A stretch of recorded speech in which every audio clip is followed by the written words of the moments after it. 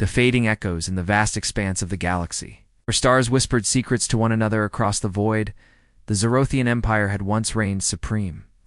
Spanning over 1,000 worlds, their civilization was a tapestry of elegance and intellect, woven from the threads of ancient wisdom and technological marvels. The Zorathians were beings of ethereal graystal, slender forms with iridescent skin that shifted colors with their emotions, eyes like polished amethysts that could pierce through the illusions of the universe. They had mastered the arts of diplomacy, philosophy, and quantum harmony, creating symphonies from the vibrations of subatomic particles. War was a relic of their primitive past, something they had evolved beyond millennia ago. Their fleets were vessels of exploration, not conquest. Their defenses were shields of negotiation and mutual understanding. But the galaxy was not kind to the peaceful. Whispers had begun to spread through the interstellar networks, rumors of a new force emerging from the fringes of known space. They called themselves humans, hailing from a world they named Earth, a planet classified as a Class 12 death world. The term death world was not hyperbole. It described worlds where life clung to existence amidst cataclysmic forces, volcanic eruptions, tectonic upheavals, predatory ecosystems, and atmospheric tempests that could rend civilizations asunder. Most species avoided such hellscapes, but these humans had not only survived they had thrived, forging their society in the crucible of unrelenting adversity. The first contact came subtly, like a ripple in a calm pond. A Zorathian scout vessel, the Luminal Grace, encountered a human exploratory ship on the edge of the neutral zone. The humans were crude by Zorathian standard short, stocky beings with fur atop their heads and skin that scarred rather than shimmered. Their ship, the Endeavor, was a brutish thing, armored like a beast of burden, bristling with what appeared to be primitive kinetic weapons. The Zorathians extended their harmonic greetings, projecting waves of empathy and curiosity. The response was unexpected. Humans laughed a guttural, resonant sound that echoed through the cums like thunder. "Greetings from Earth," their captain replied in a translated tongue rough around the edges. "We're just passing through. No harm intended." But there was an undercurrent in their words, a predatory gleam in their eyes visible even through the holographic feed. The Zorathians noted it, but dismissed it as a cultural quirk. After all, what threat could these barbaric upstarts pose to an empire that had tamed black holes? Months turned to cycles, and the humans began to encroach. First, it was mining outposts on uninhabited asteroids' resources the Zorothians had deemed too hazardous to extract. Then trading posts sprang up along border worlds, offering exotic goods from their death world, spices that burned the senses, metals forged in planetary cores, and stories of survival that captivated the younger Zorothians. But beneath the commerce lurked ambition. Human envoys spoke of alliances, but their demands grew bolder: access to Zorothian hyperlane charts, shared technology for mutual benefit.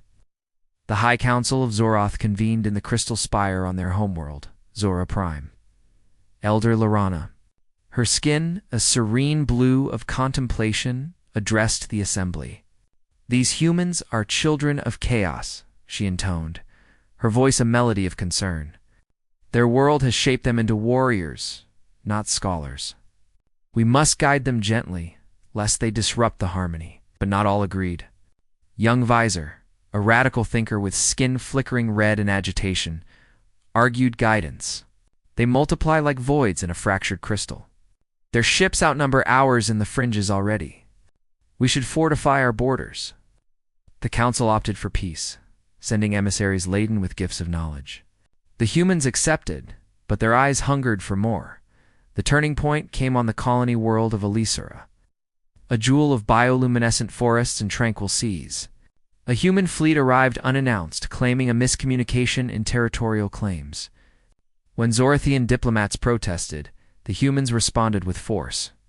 Kinetic rounds, simple slugs of metal, accelerated to relativistic speeds, tore through the harmonic shields, as if they were mere illusions. The colony's defenses, designed to deflect energy weapons and negotiate truces, crumpled under the barrage. News rippled back to Zora Prime like a shockwave. For the first time in eons, the Zorothians felt fear, their skin shifting to pallid grays. "They fight like animals," whispered the survivors. "No elegance, no restraint. Just overwhelming force." The Empire mobilized its fleets, but the humans were relentless. They came in waves, their ships crude but numerous, crude by beings who laughed in the face of death. Deathworlders, they called themselves proudly, as if surviving poison, predators, and plagues was a badge of honor. Their tactics were barbaric, boarding parties in armored suits, wielding blades and projectiles in close quarters where Zorothian grace failed against. Brute strength as the first part of this cataclysm unfolded. The Zorathians sent out a distress call, a harmonic cry echoing through the stars. "We seek aid from our galactic kin. The Deathworlders have arrived." But the galaxy was silent. Other civilizations, having heard tales of human tenacity, chose neutrality. And so, the Empire began to fracture, its once vibrant worlds dimming under the shadow of invasion.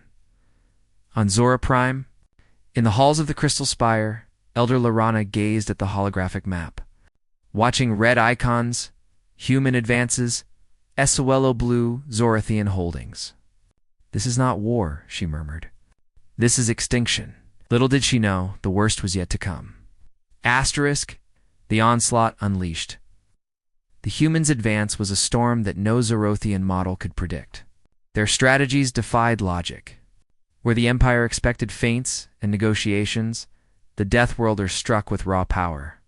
Fleet Admiral Thorn, a human commander with a scarred face and eyes like forged steel, led the vanguard. His flagship, the Indomitable, was a behemoth of reinforced alloys.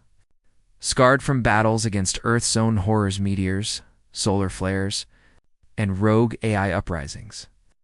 "These aliens think war is a debate?" Thorn growled to his bridge crew. A motley assortment of humans from diverse Earth clades, stoic Martians with red-dusted skin, agile Venusian descendants adapted to acid rains, and hardy Terrans from the old continents. "Will show them its survival." The Battle of Thalar Nexus was the first true clash. The Zorathians had fortified the hyperlane junction with quantum entanglers devices that could phase ships out of reality, rendering attacks harmless. But the humans adapted. They launched decoy swarms of drones mimicking their ships, overloading the entanglers until they fizzled. Then came the boarding torpedoes, cylindrical horrors burrowing into Zorothian hulls. Disgorging Marines in powered exosuits inside the Eternal Harmony, Captain Solara fought panic as alarms wailed. Her crew, untrained in melee, wielded harmonic disruptors weapons meant to disorient, not kill. But the humans charged through the corridors, their suits shrugging off the waves. One Marine, a woman with a tattooed arm, swung a vibroaxe, cleaving through bulkheads. "For Earth," she roared, her voice amplified like a predator's howl. Solara's last transmission was a plea. "They do not tire. They do not fear." What manner of beings are these? Back on Zora Prime, the Council fragmented. Visor rallied the youth, forming guerrilla cells, something unheard of in Zorathian history. They reverse-engineered captured human tech, crude but effective, railguns that punched through shields, EMP bursts that silenced harmonics. But the humans pressed on. World after world fell. Unverdant, a agri colony. Human terraformers unleashed bioagent Surth viruses, mutated for alien biology, withering the luminous flora. Survivors spoke of humans walking through poison clouds unprotected, their immune systems battle-hardened from millennia of plagues. Elder Lorana sought ancient archives, unearthing forbidden knowledge, the old wars. When Zorathians had wielded destructive forces before embracing peace, "We must remember our shadows," she declared, authorizing the reactivation of stasis-locked weapons plasma, ATSs and void bombs. The counteroffensive at Keller Rift was desperate. Zorathian ships, sleek and silent, ambushed a human convoy. Plasma lances seared through armor, void bombs collapsing space-time pockets, swallowing frigates whole. For a moment, hope flickered. But the humans retaliated with overwhelming numbers. Reinforcements hyperspace jumped in, their drives crude but fast fueled by antimatter harvested from Deathworld storms. Admiral Thorne's voice boomed across open channels. You fight pretty, but we fight dirty. Surrender, and we'll let you live on reservations. The Zorothians recoiled at the term reservations. Like caged exhibits, pride surged, but so did despair as losses mounted. Refugees flooded Zora Prime, skin colors dulled to ashen hues, eyes hollow. Visor-led raids, sabotaging human supply lines with hit-and-run tactics learned from stolen data. One success: destroying a human dreadnought by overloading its reactors with a harmonic virus. Yet, the tide turned inexorably.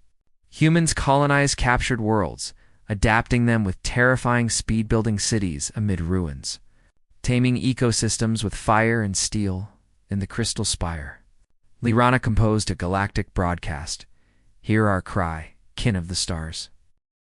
The Deathworlders consume all. If we fall, who next? Responses trickled in sympathy from afar, but no aid. The Arcturians cited treaties. The Valari hid in Neb. This part closed with Zora Prime's defenses bolstering, but the horizon darkened with human armadas. The Empire's cry grew fainter, echoing into the void. The heart of defiance as the war entered its third phase. The Zorathians evolved or devolved, depending on perspective. Peaceful scholars became warriors, their iridescent skin now scarred with battle tattoos, mimicking human resilience. Visor's guerrillas grew into the Shadow Legion, a force of elite operatives wielding hybrid tech Zorathian harmonics fused with human kinetics. On the frontier world of Nixora, a turning point brewed. Humans had established a forward base, strip mining the planet's core for rare isotopes. Visor infiltrated, his team cloaked in phase shifts.